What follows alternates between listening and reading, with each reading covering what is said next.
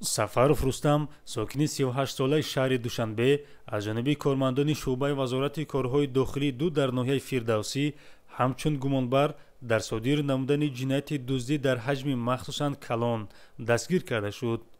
гарчанде номбурда қаблан чандин маротиба бо ҳамин ҷурм дастгир ва маҳбасӣ шуда бошад ҳам, вале аз ин кирдори ҷиноятиву зидди ҷамъиятии худ даст накашидааст.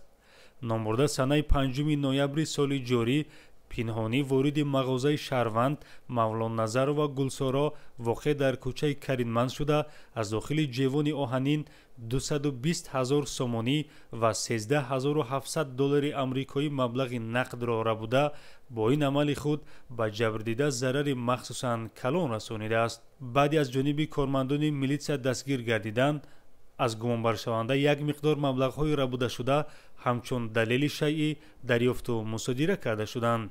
айни замон нисбати сафаров рустам тибқи талаботи моддаи 244 қисми 4 кодекси ҷиноятии ҷумҳурии тоҷикистон парвандаи ҷиноятӣ оғоз карда шуда ӯ дар ҳабси пешакӣ қарор дорад.